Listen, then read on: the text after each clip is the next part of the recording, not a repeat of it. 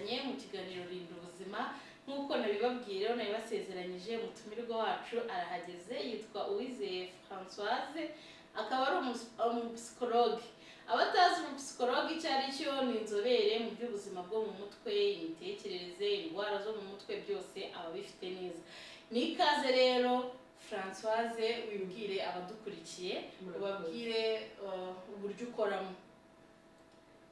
Murakoze nkuko yaramaze kubibabwira nitwa Uwizeye Françoise nkaba ndi inzobere mu bijyanye n'ubuzima bwo mu mutwe, ibijyanye n'imitekerereze ya muntu mu buzima busanzwe, nkaba nkorera mu bitaro bimwe byo mu karere, hanyuma kandi nkaba njya nkunda gukurikirana abantu bafite ibibazo bitandukanye. Abakunzi bacu mukomeze mudutega amatwi kandi mu byo tubabwira kuko ni ingenzi mu kurinda ubuzima bwacu no muri ibi bihe turimo bitoroshye bya COVID-19. Rero nari maze kubabwira ko turi kumwe n'Uwizeye Françoise akaba ari inzobere mu by'ubuzima bwo mu mutwe kandi akaba akorana n'ibitaro bya Kibungo ndetse akaba anakorana n'izindi nzobere zikora ku by'ubuzima, bafite ibyo bakorana bifitanye aho bihuriye no gufasha abantu kugira ngo babeho neza muri ibi bihe bya COVID-19 n'ingaruka bagizweho zibashe kubonerwa umuti aho kugira ngo babe bagiramo n'ingaruka zigendanye no kuba umuntu yafata icyemezo cyo kwiyambura ubuzima. Françoise rero umwanya n'uwawe, dusobanuriye hari abantu mukorana bitwa Health Edu, ese ni bantu ki, bakora iki mu mishinga bafite, ese ku bijyanye na COVID-19 n'ingaruka zabyo byifashe biti? Yego, murakoze. Health Edu turakorana cyane cyane muri no minsi muri ibi bihe by'icyorezo cya COVID-19. Rero dukunze cyane gukora ku bijyanye n'ubuzima aho duhugura abantu, abadokiteri, abandi bantu bose bakora mu nzego z'ubuzima mu bitaro bitandukanye, tubigisha cyane ku bijyanye no kwita ku bantu mu bihe bya COVID n'ibindi byose bitandukanye abantu bashaka kugira ibibazo bijyanye n'ubuzima muri rusange. Urakoze Françoise. Minsi yashize nigeze kubona Health Edu irimo guhugura abanyamakuru, ese ni ku buryo bwo gutangaza inkuru za COVID cyangwa se ku bijyanye n'ubuzima bwo mu mutwe bwabo batangariza inkuru, ese hari ikintu, hari ubumenyi mwarabahaye? Kuko hari umuntu ushobora kubona inkuru ati umuntu yazize COVID cyangwa se ibihuha. Ese nk'iwanyu nkawe ushinzwe gufasha abantu mu bijyanye n'imitekerereze, ibihuha byo byagiye bivugwa kuri COVID ko bishobora no kuviramo umuntu kwiyahura? Rero gashobora kuvuga ati nk'urukingo, urugero ati hari abantu bagiye bakwirakwiza ibintu bitari byo ngo nibikingiza ngo mu myaka nk'icumi ngo ushobora guhinduka igisimba, ni ibintu bagiye bavuga. Ese abantu nibabyumva ugira icyo ubabwira bitazajya bibahungabanya kandi bitari ngombwa? Ukomoze no kuri iyo Health Edu mukorana iki bikoraho ibyo bintu by'ibihuha bigenda bikwirakwizwa? Health Edu ikintu idufasha, icyo igenda ibikoraho n'impamvu yatumiye abanyamakuru kugira ngo bagirane amahugurwa, bagirane ibiganiro bitandukanye, ni ukugira ngo nabo basobanukirwe, bumve ndetse badufashe gutangaza amakuru mazima y'ibijyanye n'ubuzima muri rusange, ku bijyanye cyane n'iki cyorezo cya COVID-19, kugira ngo abantu bareke kugira ubwoba, bumve ko nubwo icyorezo kiriho ariko hari uburyo bwo kubaho, hari uburyo bwo kugisohokamo igihe umuntu yabashije kwirinda, igihe umuntu yabashije gukurikiza inama z'abaganga. None rero reka mubaze, nk'umuntu warwaye COVID-19 ikamugiraho n'ingaruka zitandukanye, wenda hari abamuhaye akato n'igihe cyo kuva mu kato abantu bagakomeza bakakamuha, ushobora kuba afite ibibazo yibaza akabiburira igisubizo, hari n'abamubwira bati ntabwo igiki rirongera ikagaruka, uwo muntu wamuhumuriza mu buhe buryo? Yego, murakoze.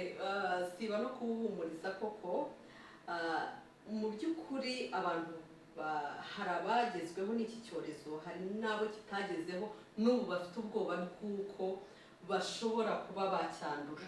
Ugasanga kenshi bagira ikintu cy'umuhangayiko ku bijyanye no kuvuga ati nimara kwandura tayari burahari, ubuzima burabuze, burarangiye, nta kundi kongera kubaho. Ariko reka mbabwire yuko nubwo harimo abo cyagiye kidutwara abantu benshi, ariko reka mbabwire ko nubwo icyorezo kiba gihari koko gifite n'ubukana, ariko kandi umuntu aravurwa kandi agakira ndetse agasubira mu buzima busanzwe nta kibazo. Rero hari n'abaguma bibaza yuko mu ngaruka z'iki cyorezo ndetse birangira umuntu atongeye gusubira kubaho nk'uko yabagaho. Ariko rwose abantu badukurikiye, reka mbabwire ko ubuzima bukomeza ukabaho nk'uko wabagaho, kuko wa muhangayiko na bwa bwoba ushobora kugira, ahubwo ushobora kwisanga byazanye ibindi bibazo by'ubuzima. Rero abantu bahumure, batekane, bakurikize inama z'abaganga. Ntabwo kovide umuntu wayirwaye birangira nta kintu yongeye gukora, ubuzima burangiye. Oya, ubuzima burongera bukabaho, ugasubira mu kazi kawe, ukongera ugatekereza neza, rwose nta kibazo.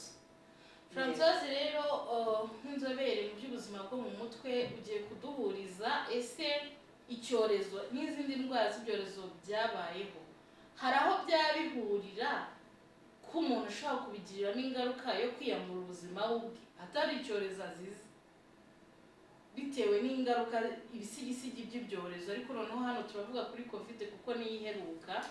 Tubwire uko byaba byagenze kugira ngo umuntu arinde ageraho yiyambura ubuzima bwe. Ni byiza ko ubihuje n'izindi ndwara, kuko no mu bisanzwe hariho kuba umuntu ashobora kugira uburwayi butinda buhoraho ndetse butanakira, ariko akabana nabwo igihe kinini, hafi ubuzima bwe bwose kugera apfuye. Ariko ubwo burwayi kubera ko aba agomba kubana nabwo igihe kinini, yaba ku miti, hari igihe usanga abantu bagira ubwoba, bakagira umuhangayiko, ndetse bikaza kumugeza no kugira ibibazo by'agahinda, agahinda gakabije, akumva yuko rwose atazakira ubwo burwayi. Tuvuge wenda nk'indwara ya diyabete, abantu bagira ibibazo by'umuvuduko w'amaraso, abantu bafite ibibazo by'ubwandu bwa sida, n'izindi ndwara nyinshi, abantu bagira ibibazo by'uburwayi bwo mu mutwe. Hakabaho igihe umuntu yumva nubwo afata imiti, kubera ko afata imiti iminsi yose y'ubuzima bwe, hari ucika intege, akumva ko abirambiwe, akumva ko nta kongera kubaho ngo akomeze ubuzima bwe, ajye mu mirimo nk'iy'abandi bajyamo, agacika intege, akagira wa muhangayiko na ka gahinda, ndetse biza kurangira ashobora kumva icyamurutira ibintu byose ari uko yakwipfira. Kubaho nta kintu kimumariye, ahubwo ikiza ari uko yabura ubuzima bwe. Ese ni iyihe myitwarire aba afite uwo muntu wahungabanye mu mutwe bitewe n'icyorezo? Nyine bamubona hiki? Yego, rero uriya muntu agira ibintu byinshi bimugaragaraho. Reka nkubwire ko ikintu cya mbere, byonyine isura ye kumubona ni isura iba navuga iyihebye. Kenshi arangwa no kwiheba, arangwa n'umujinya, arangwa no gucika intege iyo umurebye, ndetse usanga mu by'ukuri nta byishimo ashobora kugira.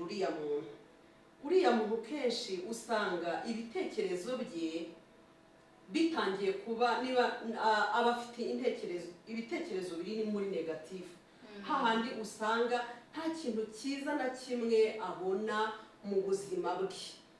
Kenshi usanga imikorere ye, kenshi hari ubwo usanga afite ikintu cy'umushiha kandi atawugiraga, ugasanga atangiye kuvuga nabi kandi atabigiraga. Hari igihe usanga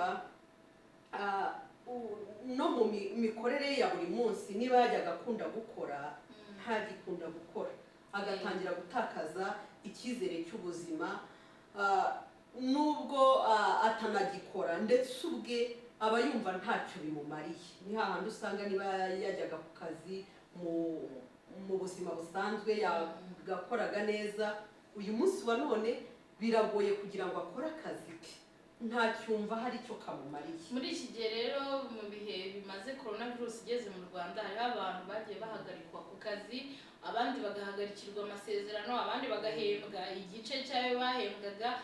Ni iyihe nama wabagira kugira ngo bitazabageza kure bikaba byabaterana cya kibazo cyo kwiyahura, ko ashobora kuvuga ati ntacyo nimariye umuryango wanjye, narakoraga ninjye winjizaga, umugore aragiye, urumva ibyo bintu ushobora kumushyira muri ka kantu ko kuba katuma ajya kwiyahura. None hakorwa iki ngo abantu bafite urwo ruhurirane rw'ibibazo bivuye ku kubura akazi kubera iki cyorezo bakaba babura uko batunga imiryango yabo? Nk'umuntu w'inzobere mu by'ubuzima bwo mu mutwe, gira inama wabaha kugira ngo naho bagana kugira ngo babafashe bitararenga inkombe? Yego, murakoze. Ku bantu bagize ibibazo bitandukanye cyane muri iki gihe cy'icyorezo, harimo kuko batakaje imirimo yabo nk'uko bakoraga, ndetse bahindurirwa amasezerano, bibagiraho ingaruka ku miryango yabo. Ariko reka mbabwire ko ikintu cya mbere ni ugutuza, kumva yuko nubwo bimeze gutyo ariko ubuzima bukomeza, ntacike intege, ntiyihebe, kuko hari igihe usanga umuntu yatangiye no kumva yiyanze, adashaka no kurya, adashaka ikintu cyose, yumva nta gishobora kongera gukunda. Hanyuma ariko nubwo tubwira abantu kugira ngo bagerageze bumve ko hari icyizere cyo kongera kubaho nubwo bimeze kuriya, ariko hari n'ababa bamaze kugerwaho n'imbaraga nkeya, kuko ukabona rwose yatakaje icyizere. Birashoboka ko umufite mu rugo, ni byiza kumwegera ukamuba hafi, ukamufasha kumva ko nubwo uyu munsi bitakunze ariko ejo bundi bishobora guhinduka.